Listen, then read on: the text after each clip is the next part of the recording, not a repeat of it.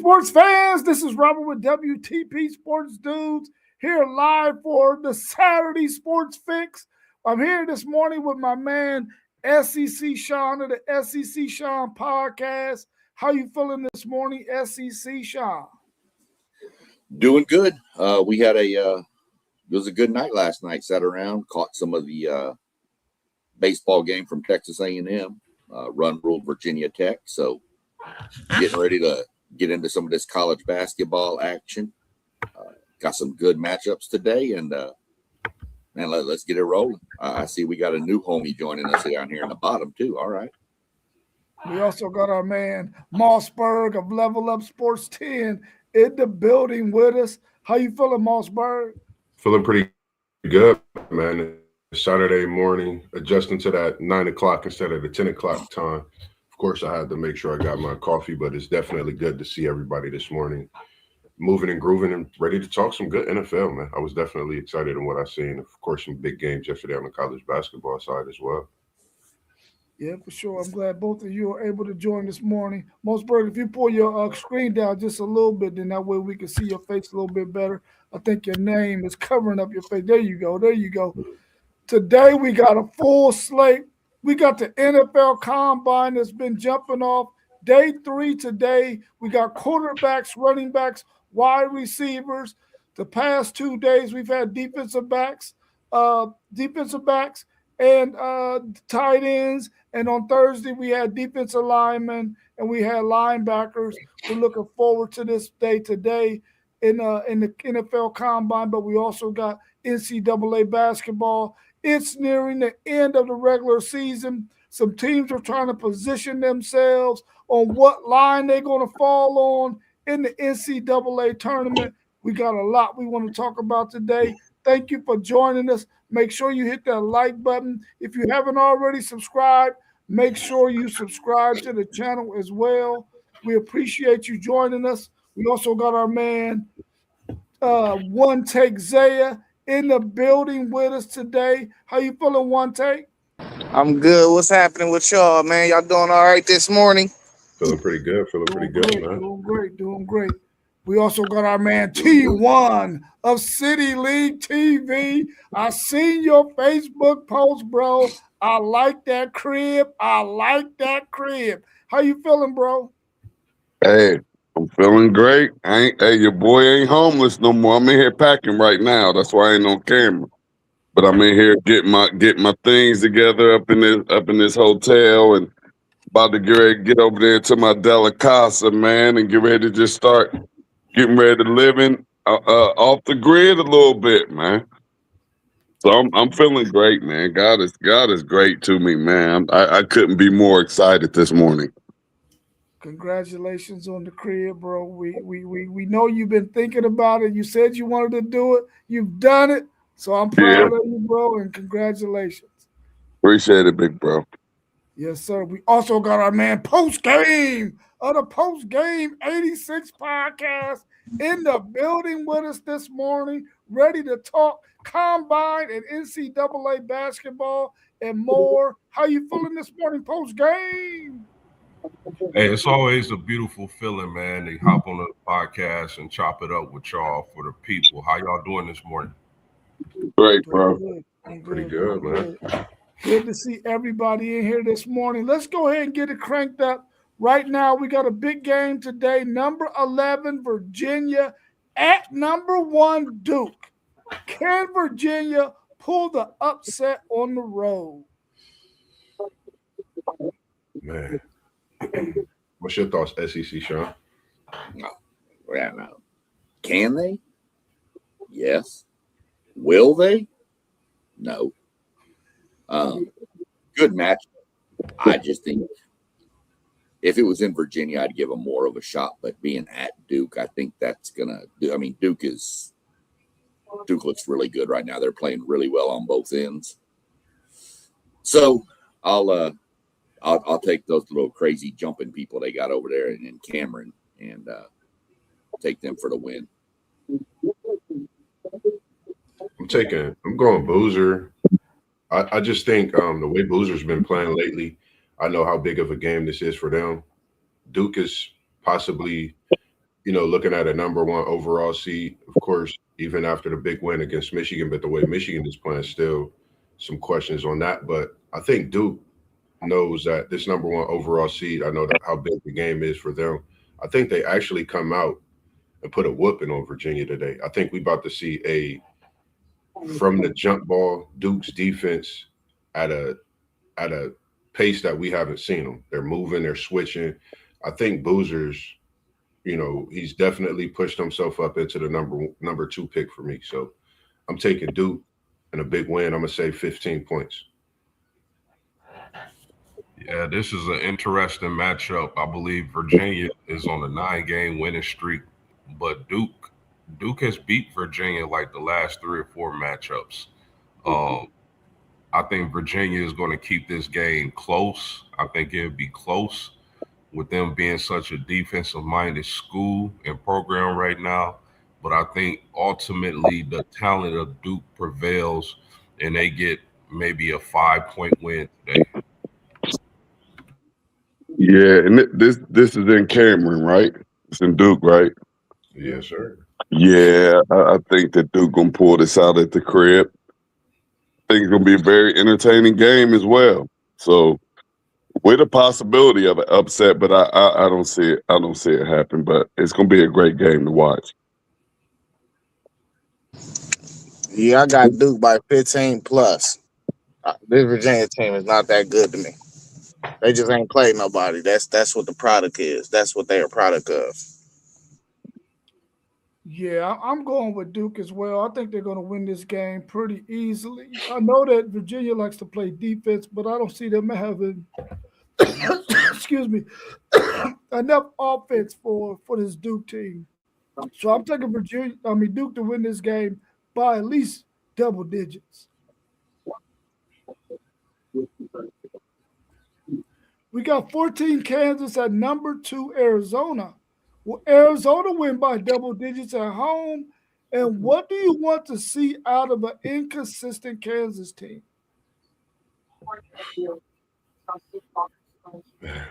Hmm.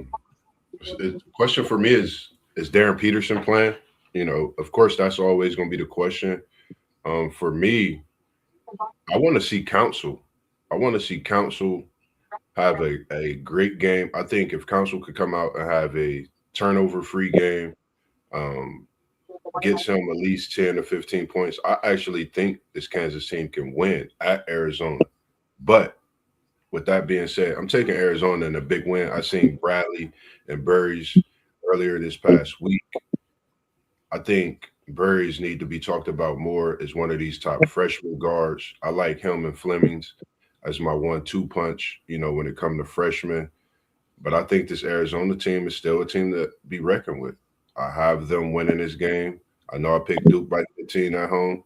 I'm taking Arizona by 10 at home. I think they come out and they show Kansas that last one was a fluke. Yeah, give me Arizona as well as this one. Like the home team, uh, Arizona been balling, so I think they get an easy one at home. Yeah, another interesting matchup on the slate we got.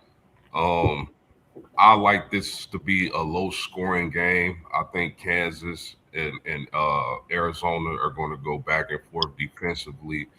I like the way the bigs played for Kansas in that upset win they had a few weeks ago.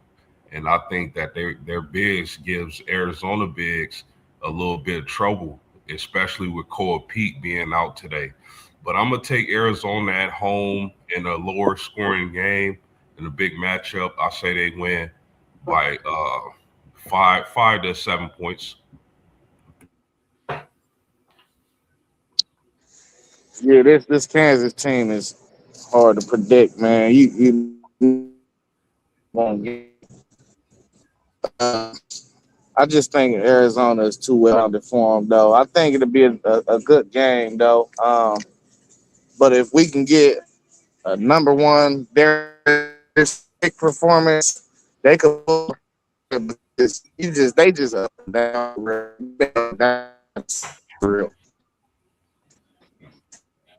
Yeah, I don't see Kansas winning this game, but I would like to see them come out and play really, really hard and gritty. They're playing the number 2 team in the country. They should be able to get up for a contest like this in a conference rival, not rival, but in a conference game, playing against probably the best team in the conference. You would think they would get up for that game. I'm hoping that they do. I hope that Peterson plays and he goes out there and plays really, really well to help lead his team the way he should be leading them all season. But I don't think they're going to beat Arizona today. I think it can be a close game, but I think Arizona wins it in the end almost by double digits. Well, what I'm looking for is, can Kansas get consistent at all? You know, Kansas beat Arizona without Peterson at Kansas. So, you know, if Peterson plays and he puts up a good performance, I think Kansas can beat them. It's going to depend on what you get out of Peterson and what you get out of the supporting role. When he was out, the supporting cast for Kansas stepped up and everybody kind of picked up the slack a lot. If that happens again and Peterson's on, if those guys play up to like they did the last time and Peterson is on, I think Kansas beats them. But it's going to be up and down. You make me pick right now, I'll still say Arizona wins. But I think it's close. Yeah, you mentioned the inconsistency of Kansas. And a lot of times when you're getting ready to get into this tournament play, you want to find that one thing that you can build on and be consistent at, or it could be the identity of your team. And I don't know if Kansas has identified that yet to start building on it. And it's getting late in the game, so I don't know if they're going to be a good tournament team. They can make a run. We know they got the talent to, but it can start today if they can go out there and play really, really well against this Arizona team. They really got a shot at making some noise. We also got number 16 Texas Tech at number 4 Iowa State. Can Iowa State secure a number 1 seed with a win today?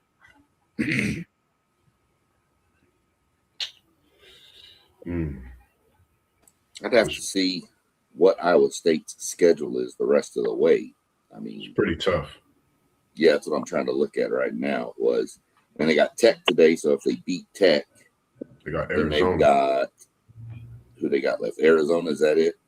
Arizona, and then Arizona State. So, I mean, if they win and then beat even if they lose to Arizona, if they beat Arizona State or whatever, they'll probably be a 1 seed. But I mean, with a loss today, they're probably at no worse a 2 seed. But Tech, you know, if Tech goes on a run here and wins this thing, Tech could move themselves up into the high 2 seed, low like last 1 seed if possible, depending on how everything else breaks with losses and stuff. But Tech's problem is going to be without Top, and what can they do against these better teams? Man. What's your thoughts on this one, City League? Let me see. I'm gonna take the lower seed team, man. It's time for playoff basketball. That's coming up. Tournament basketball, conference tournament, and I'm gonna look for these teams that've been out here balling to try to position themselves, just like you said with Iowa State, and them trying to get and hold on to that number 1 seed. So I'm gonna look for Iowa State to pull this out. I like this Iowa State team. Can they secure a number 1 seed? I think we got to see them win today and then beat Arizona. Momcilovic, he's shooting over 50% from beyond the arc. I think if he's not the number 1 shooter in college basketball, he's right there. I think at the 3-point line. I think Jefferson, who's been talked about player of the year honors, he's averaging 17, 7-8 rebounds to go along with about 6 assists. So when you think of a well-rounded team with two stars like they have, and then the guard that they have as well, bring the ball up and controls that offense.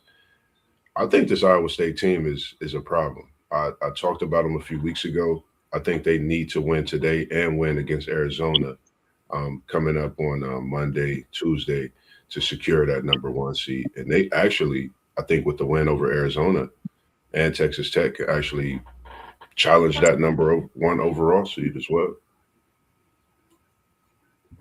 Yeah, Iowa State is one of the better teams in the nation. I think we all understand that. Their key, the key to Iowa State in this game will be, of course, their defensive presence, and they're a defensive-minded team. They're only giving up like 67, 68 points a game. I think that spells a lot of trouble for Texas Tech without Toppin, even though Texas Tech has shown the ability to score the basketball, even without Toppin. But I don't think they have enough to beat this Iowa State team today. I got Iowa State by 10 points. Yeah, hey, listen, Post he kind of said it, man. Without Toppin, I feel like these guards for Texas Tech done really turned it up a notch. And the key thing in March for me is always going to be guard play. Hey, man, I think them dudes is humming, man. I could see an upset today for real. I think Texas Tech can get them. Yeah, I think Texas Tech can beat them. I'm not picking them to beat them today, but I think they can. I think they got enough talent on that team, especially if it was in Lubbock. I definitely would be picking Texas Tech, but it's not. It's in Ames, Iowa. I'm going to pick Iowa State to win this game in a close one. And I think if they win this game today and they play Arizona close enough and not get blown out, they're going to end up with a number one overall seed if they win today and they play a really, really close game against Arizona. Because I don't think they're going to make them fall if they lose to Arizona, a number two team, in a close game.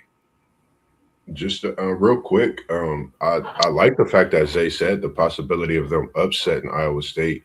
I've been watching Lewan Watts as a junior, undersized, small forward, power forward. He reminds me of Charles Barkley.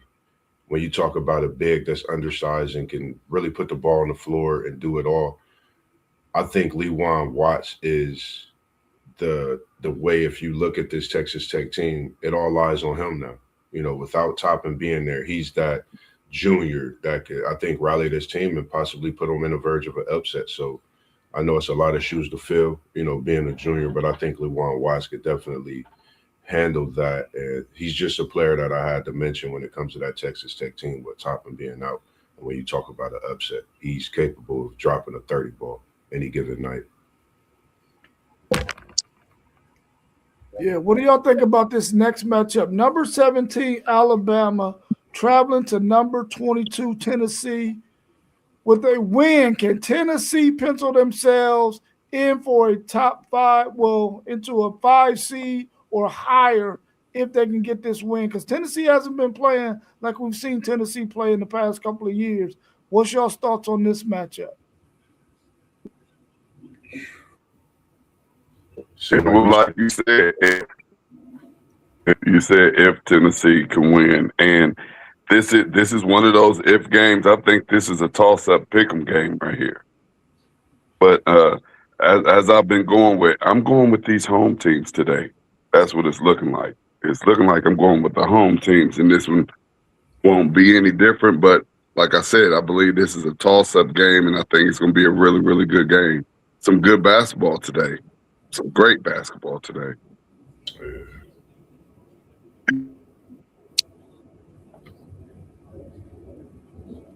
What you got? What? I'll go take the over in this game. The total's 166. Take the over. Quickly. This game is going to be, Bama plays no defense. Bama can score like crazy, though. Good Lord, can they put the ball. Tennessee will play some defense. I don't know if Tennessee has the horses to keep up with Alabama if Alabama's on fire. So I'm taking Bama on the road, and I think it's pretty convincing. I'd say Bama probably beats them by double figures, but both teams will get up over. Both teams will probably get into the high 80s. Bama might hit the 90, 95, 97 mark. It's just how Bama plays. So, give me Alabama to win this one. Yeah, that's a good call taking the over for this game today. So I definitely agree with that. I do think both of these teams are going to score. Tennessee got the victory the last time they played at Alabama. So Alabama will be revenge minded today, and I think they get the job done. A little bit more firepower than Tennessee, I believe. So give me Alabama. And I think that's a perfect spot as far as seeding when it comes to Alabama. I think they'll be, 4, 5, 6. That's their range, especially if they can get a victory today. I like this Tennessee team. The times I've watched them throughout the season, I think, having a powerful freshman like Amen, I think this could be a coming out party for him, along with some of the other games he's performed this year. I think he's a great player as well when you talk about freshmen. But I think with them beating Alabama at home, I think they, come back home knowing what they did and knowing the position that they could put themselves in, not just for the SEC tournament, but for the March Madness tournament as well. I think this Tennessee team come out, and I think they put something on Alabama. Alabama's defense has been a problem. I think that's why they were moved. Like, I think they were ranked high, of course, because what they came in. But if you see they're 17, I just don't think their defense is going to help them in this game either today. I think that's been their downfall all season. You could, offense sell tickets, defense win championships. Tennessee's going to get their championship win against Alabama today.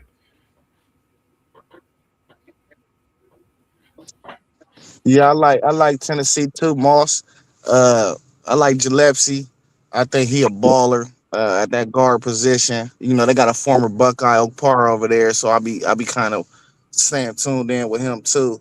But man, this Bama team been hot, bro. They've been hot lately. So I mean, I think I think they're on a 6-game win streak or something like that. I think they keep that going. You know, and like Sean was saying, they put that ball in the bucket, bro. They did. They man, listen. They got like 6 dudes for real that probably somewhere averaging probably 10+ points for real. If you really look at the numbers, I don't know. I ain't looked at the real official stats, but I see like 6 dudes on their team that be getting to it for real. Yeah, this Alabama team can really, really fill it up, man. But I think the fact that they don't play well on the defensive end and they're on the road in Tennessee, a Tennessee team that wants to play defense first, and I think they'll be able to score on Alabama because Alabama doesn't play enough defense. I'm going with Tennessee in this one. Home crowd. The fact that Alabama don't play no defense and Tennessee wants to play defense to try to slow you down and win games that way, I'm going to go with them.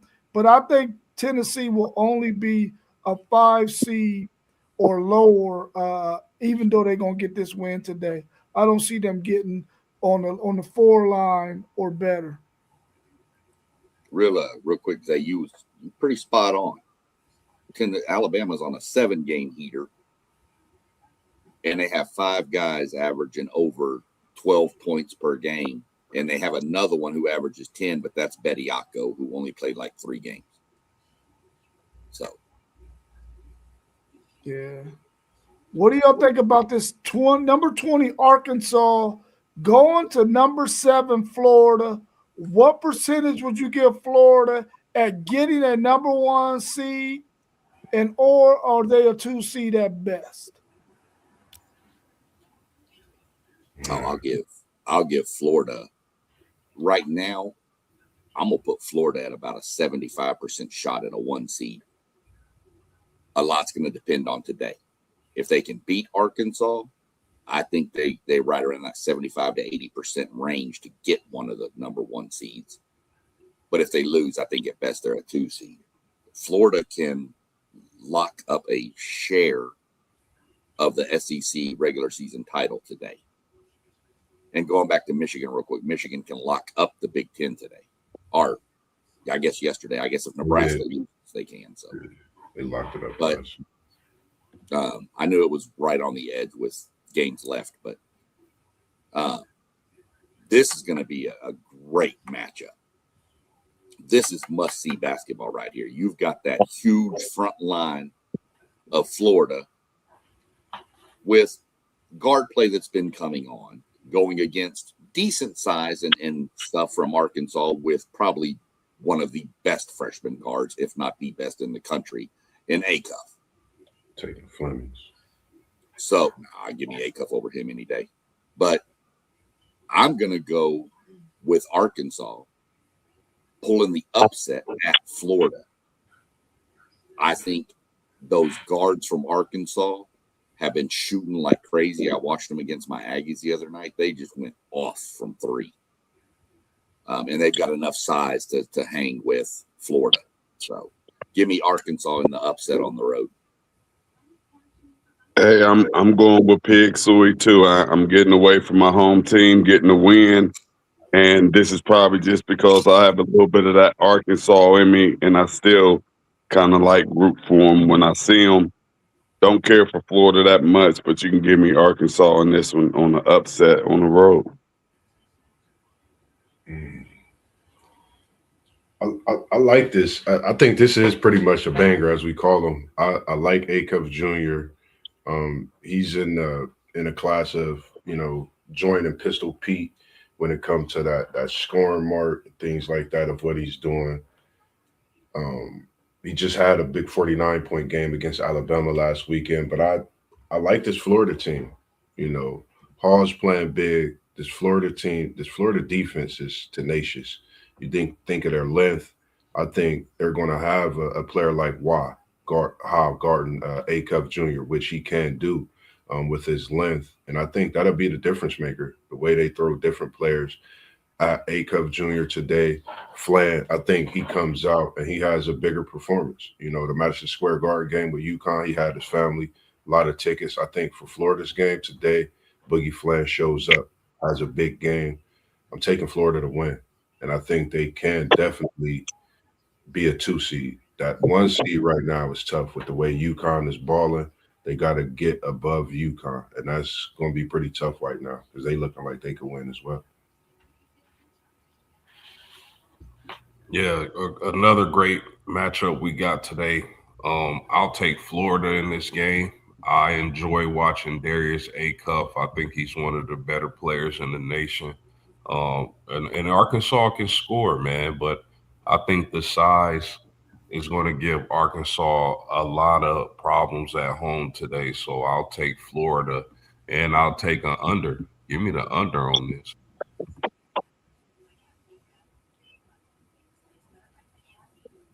And when you ask are their chances of getting a number one, they have a really good chance of getting a number one. It's all going to come down for me to the SEC tournament. All right, y'all, real quick. My fault. Let me get up out my homerism. I got to get back to my home team. Y'all to convince me to change my pick. So I'm going to go ahead and, just let Arkansas do what Arkansas do. And I'm going to keep it moving. And I'm going to go ahead and go with that home team again, man. Give me Florida.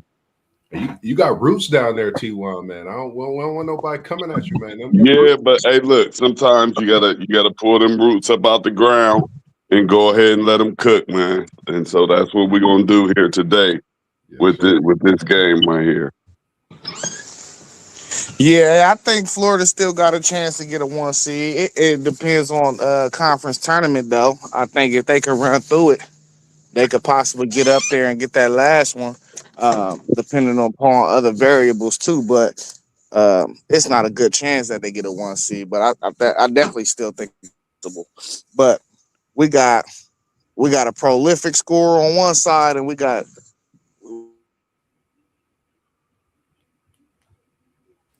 Cutting out. Tenacious defense. on the other side. Yeah. Yeah, you cutting out pretty bad. Oh yeah, that's because my phone is fighting the Wi-Fi. Uh, y'all hear me?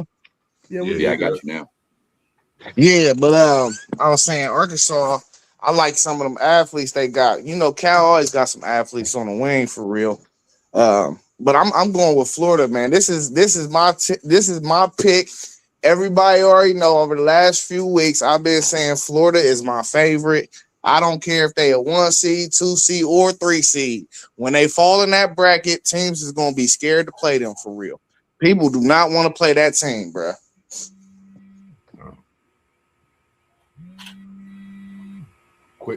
Quick question, real quick. Was you still talking, Zay?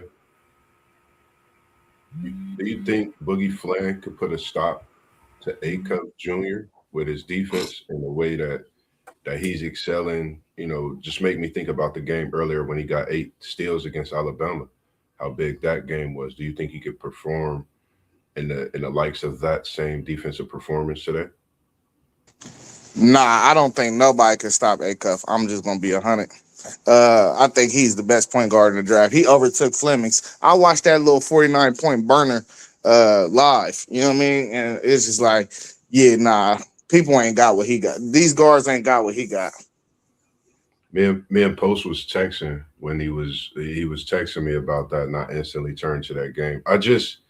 For me, I don't know what it is. I just think seeing Fleming's play on that, you know, for him to be that size, that small, that cat quick, and I really watch how this team in Houston, how they have senior leadership. They really come to this freshman at his young stature, and he's, you know, really been able to handle so much pressure this season. That's, you know, just my opinion in choosing him. I think either way is a great choice, man. You're not losing A Cup or Flynn. No, I think he can make it real difficult on them, but I don't think a player like Acuff you stop. You can only hope to contain a player like that. So I think he can give them trouble, and make it difficult. But Acuff gonna be Acuff and get his. You got to be able to stop the others. I mean, if you're going to let Acuff get his, you got to be able to shut everybody else down. I just don't know. He's what really concerns me with Florida. Why I picked Arkansas is if Acuff's getting into the paint, he's going to get those bigs in foul trouble. And now Yeah. Florida got a problem. You also got Thomas. A lot of people. I watched that game when he went off for 49, but I was watching Thomas. That kid's he's a baller. So this might be the game to watch today. You know, Florida, Arkansas. You got Thomas. You got A Cup Jr. You got Hall. You got Gillespie. Um, you got the other. I can't think of his name. The other big for Florida. I mean, this game is going to be pure March Madness feeling for sure. Well, if you want to, it's at 8:30 on ESPN. It's the primetime game on ESPN tonight. Definitely tuning in. Yeah, I really like this Florida team. I'm giving them a 50-50 chance at getting a number 1 seed, but I really do believe a 2 seed is probably the best that they're going to get, even if they do win this game today.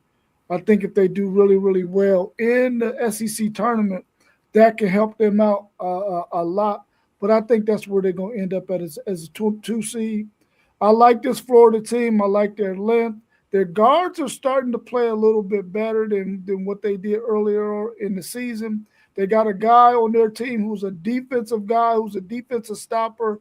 I would probably run him at that guard, Aiken or whatever his name is.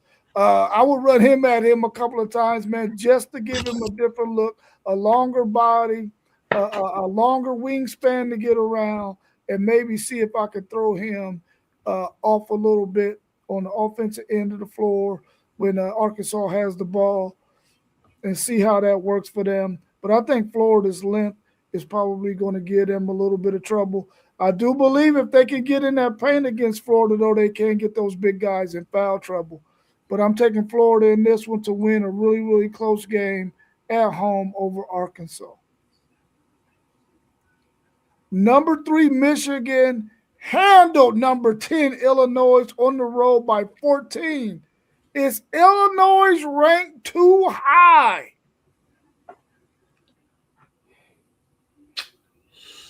Sorry, Unc. I think they got your Illini. I think they got your Illini ranked too high. I've been watching them. They're a good team. Don't get me wrong. I just think that the young is starting to show in this late point in the season. But if they could put it all together and make a run during this Big Ten tournament, this could be something that we come into again.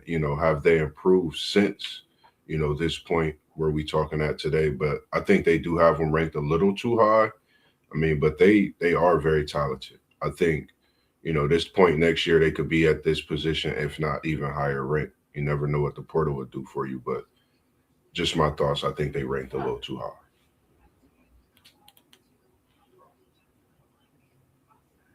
Yeah, I'm going to rile some feathers with this one because the Big Ten is really good in basketball. So I think it's Big Ten bias getting them ranked that high. Just my opinion. I don't know if they're ranked too. They might be ranked too high, to be honest. I mean, but you lost to what people consider one of, if not the best teams in the country. I mean, yeah, it was at home and it was by 14, but I mean, I don't know. I mean, maybe 10 is too high, but maybe 15. And I still think Illinois is probably a top 15 team. So I'm not going to take too much from that. Like I said, if it would have been a loss to like a Maryland by 14, okay, we could discuss are they ranked. But you lost to Michigan, who's been in the top 5 all year. So I'm not too worried about their ranking right now.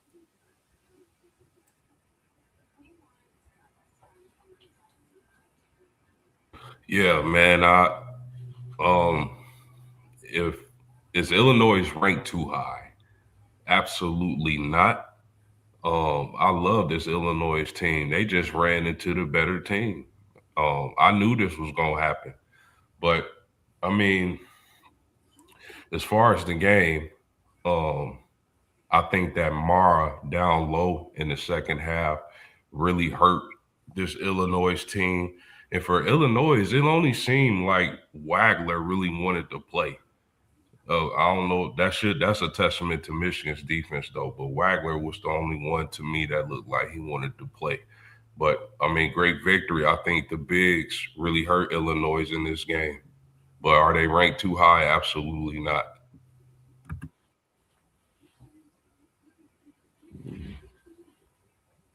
Yeah, I don't think they're ranked too high. I just think that the fact that Michigan is a really good basketball team and really good defensive team, that was probably the difference in them winning by 14 in this matchup because they played really, really good defense. And I think that's what's going to be the key for them in the tournament is the fact that they're going to be able to play some solid defense on teams and keep them from scoring in the upper 70s. And if you can keep a team 70 and below, you got a really good chance of winning when you got a good offense, the guys that can score. So I don't think the Illinois is ranked too high, but they got some guys that's going to have to step up when they get tournament time because they can't depend on Wagler to do it all. Yeah, I don't think they're too high either. Just like pretty much all the conferences, man. I think I think all the conferences are doing a great job and have some great teams. And you could pick a national championship from any conference, a national champion rather from any conference, I believe. But no, I don't think the Illinois is ranked too high. And that's a really, really good Michigan team. And to lose by 14 is almost good the way that Michigan has been handling some of these teams. So, yeah, I don't think that they're ranked too high.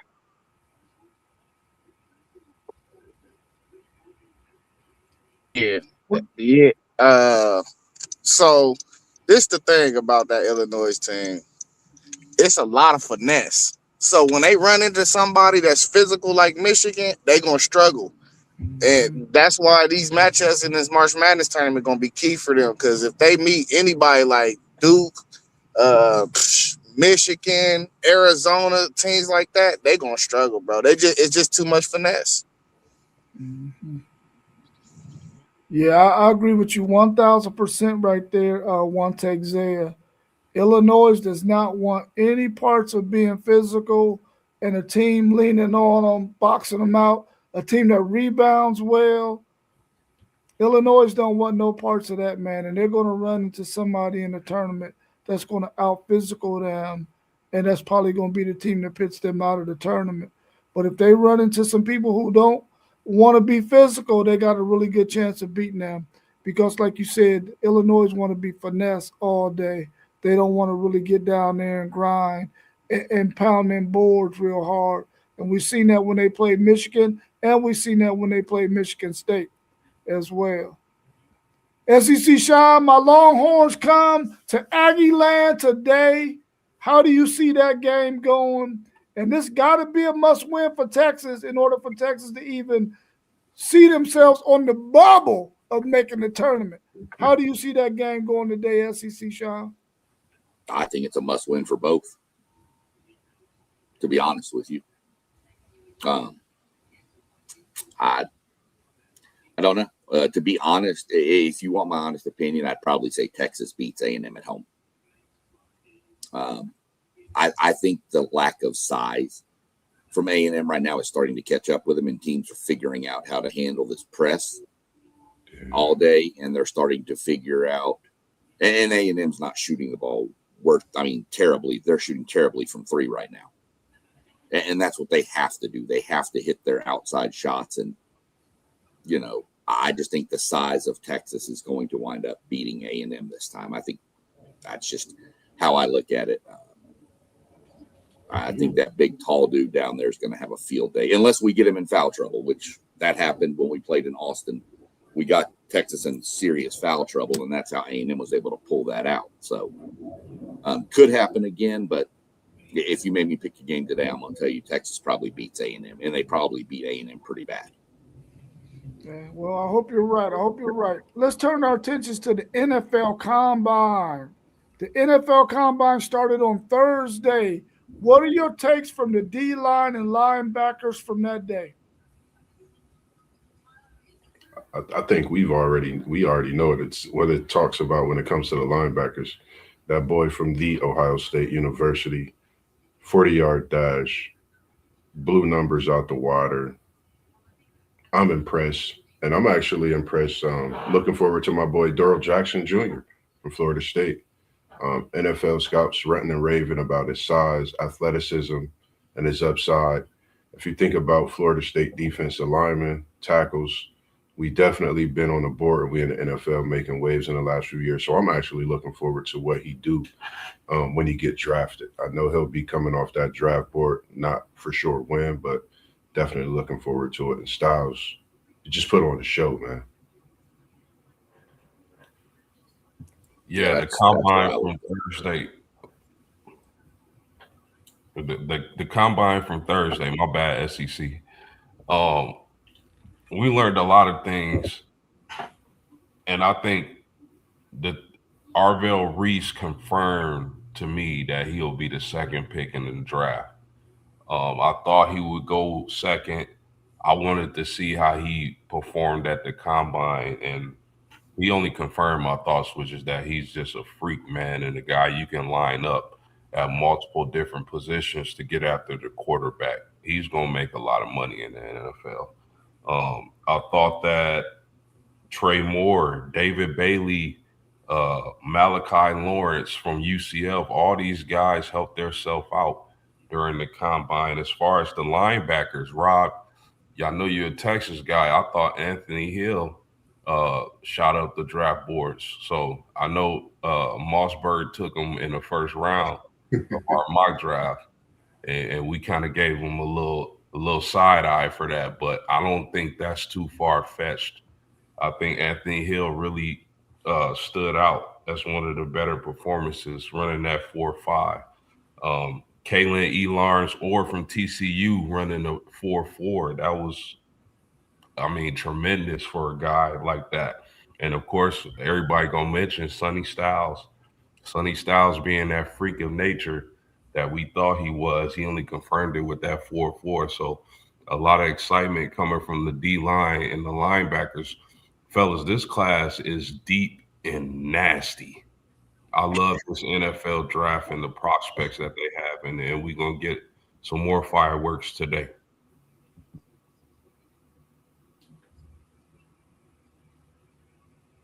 Yeah. Yeah, I'm a say that I didn't see anybody doing anything except for my Buckeyes. I was just blinded and blown away by everything. You know, a lot of great individual performances out there, but man, my Buckeye linebackers just stole the show. And we'll get to them DBs as well. But man, and Sonny Styles, they have they'll give you a label at Ohio State, and it's a freak. It's an actual freak. And he was one of those freaks who tested high in everything that they've done, and he's actually been testing high like that for the past few years.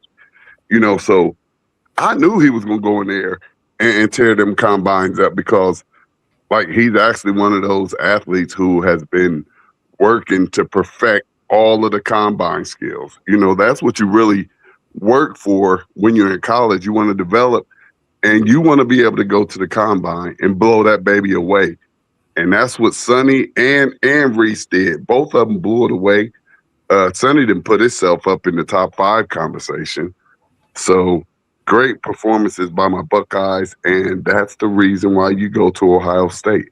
You want to get developed, and you want to be in the position to get to that combine and go make some money.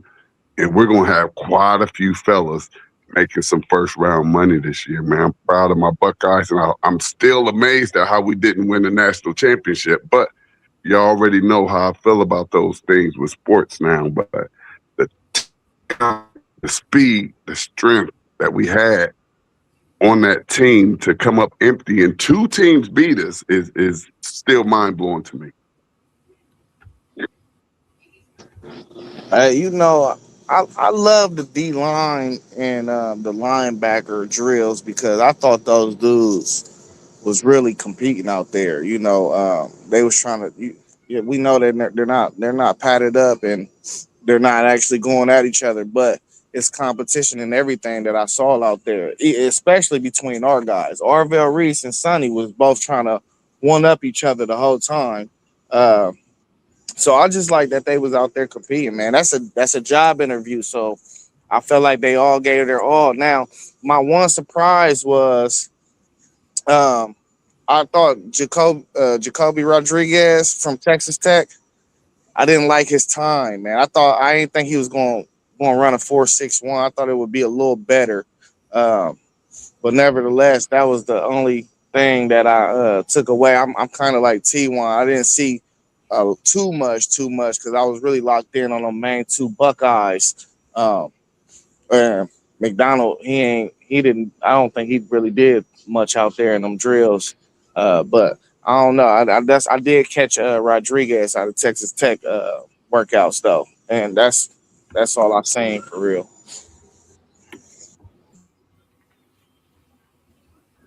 Yeah, I think uh, Reese put up phenomenal. What he did was great. Styles, that vertical was insane. Um,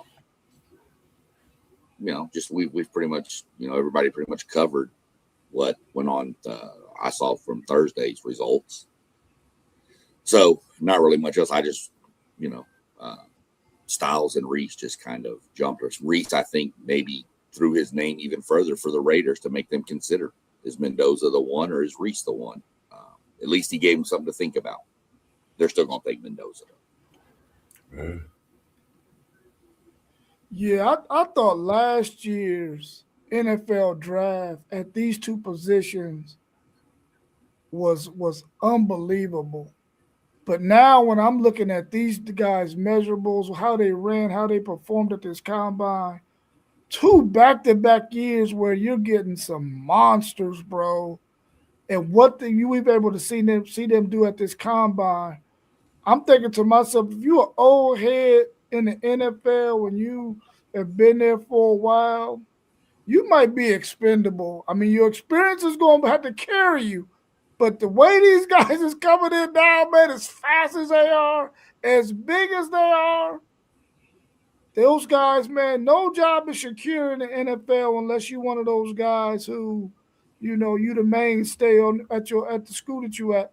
But I think these teams that really need a lot of players, they need defensive line help, they need linebacker help. You are going to be able to get it in this year's draft based on what we saw on Thursday with these guys at this combine. Some outstanding performances by most of them from what I saw. Just to think real quick about Sonny Styles, his vertical. He been throwing it down like that since Pickerington, man. Like, go check out some of his basketball highlights. A lot of people didn't know he wore that Kobe, that bean number 24, but he was jumping out the gym in high school over at Pickerington North, man. So I'm in love with what he's doing. I wish he could come down to the Bengals at that 10th pick, but I don't think it's possible. After what he did yesterday, he's top 5. He put on the show. Top 3, if you ask me. Hey, I was just having this argument with my brother. I told him if I was the Titans, I would draft Sonny. And he could change the defense, man. Like, after seeing that yesterday, NFL, man. Ohio State got a factory at that linebacker position, and I think it's going to change a lot from them two coming into the NFL and the way they just did this combine this year. Moving forward, now you're going to have to see who's linebacker you all over. Yeah, if a top 5 team drafted in this year's draft, if they can see themselves putting Sonny Styles in positions during the game to rush the quarterback, he could definitely be a top 5 pick, bro. That's probably the only thing that will probably keep him from being a top 5 pick if teams don't necessarily see themselves using him in that way. But he got the size, he got the speed, he got the strength and the ability. If somebody sees him that way, he could definitely be a top 5 pick, bro. Yeah. On Friday, we had DBs and tight ends. Who stood out to you, and what measurables surprised you the most from any of these players, or maybe 2 or 3 of these players in this combine? Man, the one player that to me had the most impact on his draft stock last night was definitely Kenyon Sadiq, the tight end from Oregon. That dude right there, freakish tight end. And I think he went from late first round. He might climb up into the top 12 or 13 picks because if you need a tight end, he just crashed your draft board probably. Check out some of these measurables, man. The 40-yard dash, he runs a 4.39. Guess what Odell Beckham ran? A 4.43. 10-yard splits, fellas. He ran his in 1.54 seconds at tight end. Deshaun Jackson ran his at 1.55. Unbelievable. Vertical jump. Kenyon Sadiq, 43 and a half. Julio Jones, 38 and a half. Bro, Kenyon Sadiq just made himself some big money, and I think he's going to climb up draft boards. Another tight end being Eli Stowers from Vanderbilt. I think he did himself some good. I think he's going to make a lot of plays in the NFL. When we talk about DBs, of course, Styles stole the show with that 4.27, but I think everybody knew. I knew because he used to be at Notre Dame. That straight line speed is incredible. So I think Styles did himself some good. D'Angelo Pons jumping so high, I think he kind of eased the concern of his height. Him only being 5'8" and being able to jump and contest balls like that. So I think Pons had a great day as well. But Eli Stowers just blew away the combine. Hey, quick question, post. Like, and I'm jumping on my homie. You mentioned him. Like, anybody can answer this real quick, but where do y'all think that Lorenzo Styles was going to get drafted before he turned in that 4.29 40? Because, like you said, Post, you know him, and that's the reason why he had an opportunity to go to either Ohio State or Notre Dame because of that speed that he had. Yep. So, but before that 4.29, where'd y'all see Lorenzo getting picked in this draft, if at all? 7th round pick. But he probably will still go 6th, 7th round pick because his tape is not that good. Yeah, you got to factor into the tape, but I mean, I knew he was fast. I didn't know he was 4.27 fast. That was that was incredible. But I mean, I think his problem is the agility side. The straight line speed we know is going to be there, but I mean, we never know. A team might fall in love with that and pick him in the 4th or 5th if they need a safety and he fits that scheme. You never know. But that was an impressive run, man. And that's what I was going to say too. Like, we all have to remember, all it takes is for one team to fall in love with you, and we know how much they love that 40 and they love that top speed. So, yeah, I think he might have snuck in that 5th possibly. That's just my thought. Of course, I'm gonna do what I do as a Buckeye, but I think he might have snuck up in that 5th round, or maybe even early 6th, because he also potentially could have not got drafted at all. Because as they said, it just really ain't the tape isn't really there. You know what I mean? So, but I don't know if y'all looked at his physique as well, but the young man was looking nice out there. So it looked like he had some good size on him, and the speed, and you can get the right fit and the right coaching staff who may believe in you and may say, I may be able to get the best possible out of this young man, because we already know the DNA is immaculate. So I think he snuck up in that 5th. T, I wouldn't. So now that you said 5th, though, I wouldn't be mad if somebody took him in 5th just because of the kick return rules now and how different it is and how important it is to have somebody back there that's dynamic. So I wouldn't be surprised if somebody did take him in the 5th, honestly. I mean, with that kind of speed, he could definitely be a phenomenal special teams player until he picks up the scheme and how things happen at that safety position, where if he get to work with somebody who can help him with his hip movement and all of that. But I think as a special teams guy, he could definitely fill a void for somebody as a special teams guy for sure. Yeah, everybody was pretty much talked about that I was going to mention, but I'll give somebody that I think moved themselves up a little bit, because I've seen him as the 4th to 5th ranked tight end. But I think Stowers improved his stock a little bit with his vertical and his broad jump. I mean, he didn't run the fastest time. He ran a 4.59 or 4.51, I think. But he had a good vertical. He's athletic, so I think he might have moved himself up into that number 2 tight end slot, maybe. But he moved himself up, in my opinion, based on his performance. Yeah, Sean. Stowers broke the record for vertical leap amongst tight ends with 45 and a half. So that's definitely a guy. I thought he would be like during when last year first started, I thought he would be the first tight end off the board. But obviously that's going to be Sadiq now. But I definitely think Stowers improved his stock. That dude's a freak also. Plus, I got a pull for him because he's a former Texas A&M player. I like the Toriano Pride Jr. He ran a 4.32 out of Missouri. I think he literally jumped the draft boards. I didn't even have him in my first round mock in the first one or the second one. I think he's for sure a cornerback. Kind of reminds me of Nicky Mamori, how he performed in his combine last year when he ran that 40. And boom, he's the first, late first round pick, and he's now a Super Bowl champion. So could this possibly be something that, carries on this year? They see that great speed from a cornerback that you didn't even have on your draft boards, and you pick him and he go out there and he just performs. I think he could definitely fill that position great. Got the speed as we see, size and athleticism, but his ball deflections and awareness, I think, is something that gets overlooked with him being at Missouri. And I think being at that next level, he'll definitely have a lot of those passes defensed and more as well.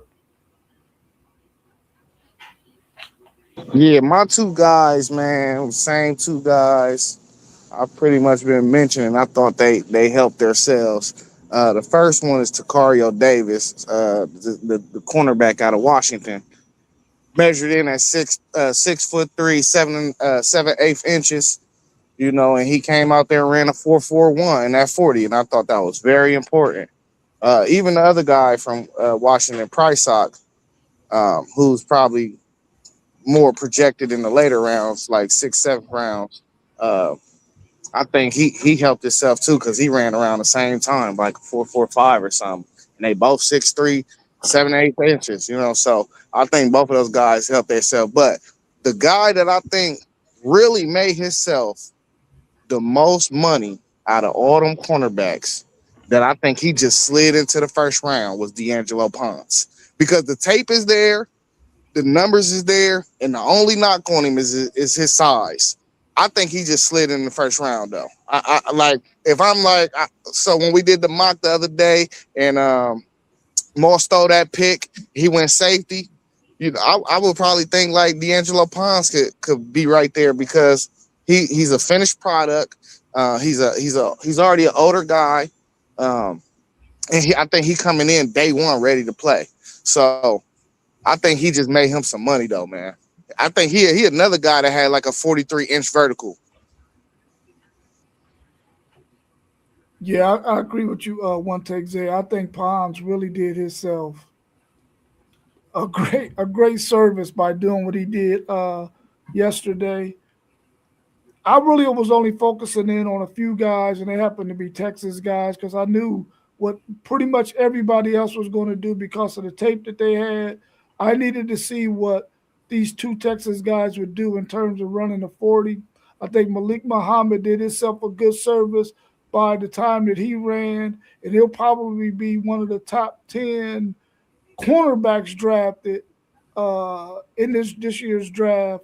And I also think Michael Taft running a 4.5, I thought was the best he could probably do, but I didn't expect him to run a 4.5. I thought he would be more like a 4.6, somewhere in that range. I thought he did himself a service, especially in terms of making somebody's team as a special teams player. He's really, really smart, a guy that you can allow to develop at that safety position. And he could probably be an addition for you whenever you got to give a guy a spell or two during the game. But I like the way both of those two guys ran. I like the way Malik Muhammad performed at the combine, and also tight end Jack Indries. Even though his measurables and all that weren't that great, he's going to be one of those tight ends that somebody pick up in the 6th or 7th round. And he could be a steal if they can help him with his inline blocking. Because as far as pass catching and route running, he's a really, really good tight end. Today we will have the quarterbacks, running backs, and wide receivers. What are you most excited about today, and who are you most excited about seeing? I'm going to jump on this real quick if y'all don't mind, and then I'm going to jump off so I can get my day rolling. I got to come on a couple of quarterbacks real. I really want to see what Haynes King does running, because I know he's got the speed. Him and Taylon Green are the two I want to see the most out of the quarterbacks today. If they run and stuff, I'm curious on their speeds. That's just the two I'm looking for there. Running back, I mean, we already know the number one running back, number two running back. There's a couple of others out there that I'm real kind of watching just to see the speed. I want to see if Le'Veon Moss is even going to do anything there, see how he's coming back from that injury. and Mike Washington, just to kind of see. He's more of a bigger back, but I'd like to see what he can do. And then that wide receiver, of course, I want to see who's going to wind up with that blazing speed. And then, of course, keep an eye on my boys from A&M Concepcion, see what kind of numbers he does and see how he looks. So other than that, that's really what I'm looking forward to. But I hate to say it, the combine's going to take a backseat to college basketball today.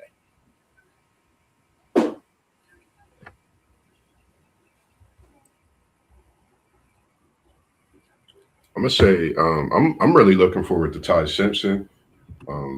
I like him.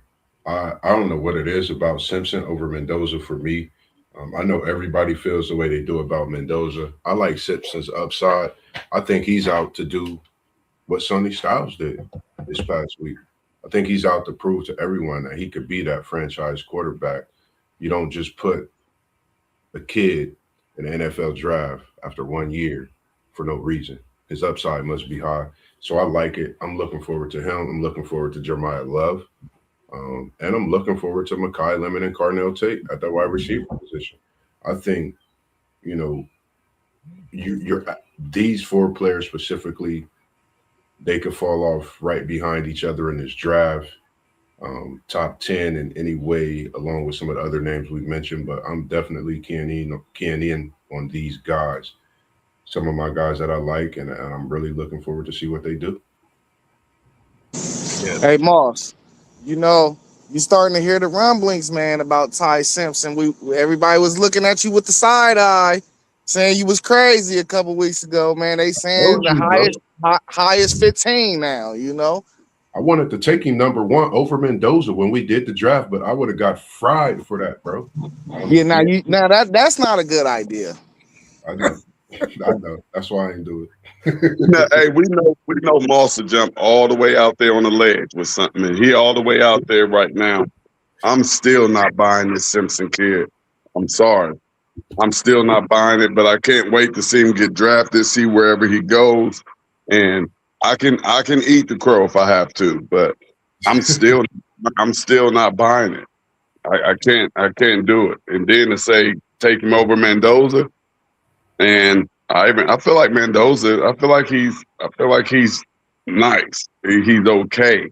I just feel like he was more in a system than anything. And when you have to go out here and win games and depend on your IQ and depend on your legs to get you up out of something because that line isn't doing nothing, and you have to turn into that special number 1 overall pick.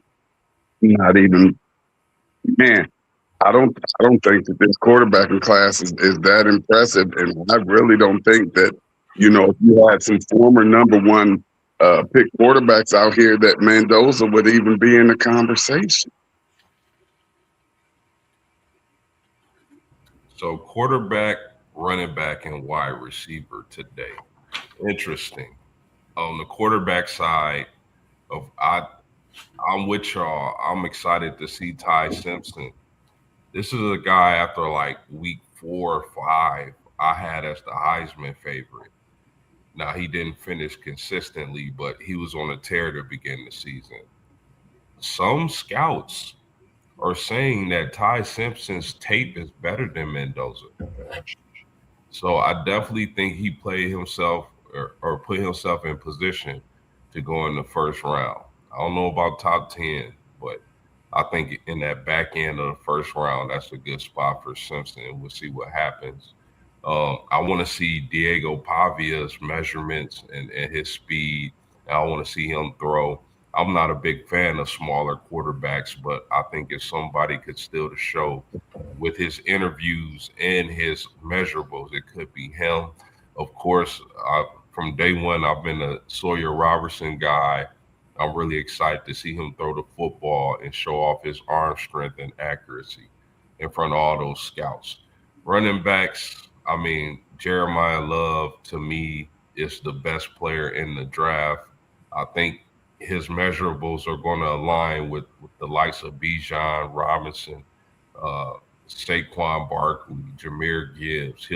He's in that class as far as running back talent goes. And I think the NFL is going to make a huge mistake if he falls to Kansas City and you get to pair him with big Andy Reid and a healthy Pat Mahomes.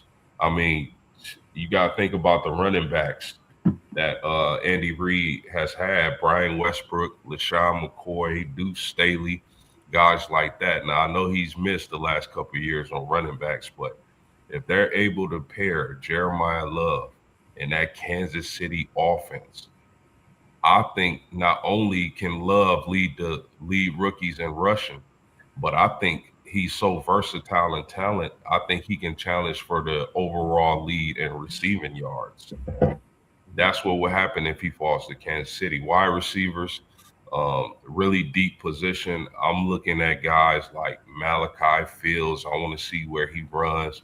The Brazil guy that I know Zay is high on. I want to see his measurables and how he performs. Wide receiver is a deep position, and I also would like to see where Carnell Tate runs. Is he a 4 or 5 guy? Could he surprise us in getting them 4-4s? If he gets in them 4-4s, I think he's not getting past Cleveland at 6. So a lot of good players and a lot of excitement for today. Yeah, I'm not necessarily looking for particular players. I just want to see what all of them do in terms of running the 40. I want to see how these quarterbacks throw the football, and I want to see how these running backs run their 40s and wide receivers as well. I just want to see what all of these guys do when they have an opportunity to show the NFL scouting world what kind of skill set they have. Are they going to go out and take advantage of the opportunity, or are they going to, fumble the opportunity? So I'm looking at that for those guys. I think all of these guys that's there today, they have an opportunity to show a team or two, you can fall in love with me because of this or that. And if they can take advantage of that, they can get a chance of getting drafted really, really high. I really feel like the fact that we got so many talented players in this draft coming up, especially in the first round, only one quarterback is probably going to get taken in that first round. Ty Simpson could possibly squeeze in there, but outside of Mendoza and him, I don't think any other quarterback can even get in that first round because there's so many guys at all those other positions, man, are so freaking dynamic and so good and so fast that you can't pass up on those guys and go reaching for a quarterback. So I'm anxious to see how these guys perform today, but not any particular 1 or 2 guys. I'm gonna bring up one more name at the wide receiver position. I think people need to have their eyes on, and that's Skylar Bell from UConn. This guy was a Biletnikoff Award finalist, 101 catches, over 1,000 yards, and 13 touchdowns. I want to see his measurables because I think he can do a lot of good for himself if he blows the minds of scouts with that kind of production and film that he had coming from UConn. Hey, is Taylor Green in the combine? Yep. Yeah. See, I don't know why this guy's not getting no buzz out here. Like he getting zero buzz.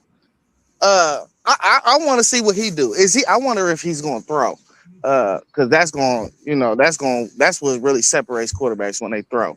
But I'm looking at Nicholas Singleton, Katron Allen. I want to see some of these running backs. The running back from Nebraska, because they're not saying this. They're not really saying this is a deep draft class in the running back position. And I like some of these dudes. I think some of these dudes can help next year on some of these teams. So I want to see these running backs perform.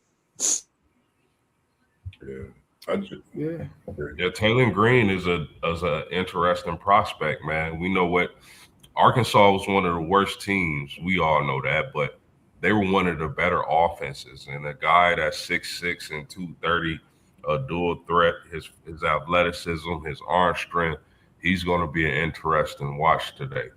So I think the knock on him is his mechanics and his inconsistent accuracy, but he definitely can play himself. A team can fall in love with him and take him in the second or third round. I was about to say, could he possibly be like one of those Antoine Randall L's. You know how he was a great, college quarterback. We felt, and then he got to the NFL, and he played well at his, receiver position. He definitely got the size and athleticism. So again, that's one of the prospects to definitely keep your eye on. And that's just one of the great things about the draft in whatever sport. I don't care what sport it is. You just need for one team, one coach to just absolutely fall in love with you, and that's the beauty of this whole thing. Yeah, for sure, for sure. All right, y'all. Appreciate y'all joining us this morning, man. We had a really, really good show. Great topic. Everybody tune in with us tomorrow morning. Our man One Take Zay is going to be heading up tomorrow's show, and we're looking forward to what he got for us on the slate. Enjoy the rest of your day. Enjoy this basketball. Enjoy the combine and whatever else you got going on today. Have a good one. We'll see y'all all again tomorrow morning at 9 a.m. Join us. All right, fellas. I appreciate you. Peace out. Peace. Love y'all, fellas. Love Yes, you. sir. Love you, In the bro. building, now we about this, baby. We out.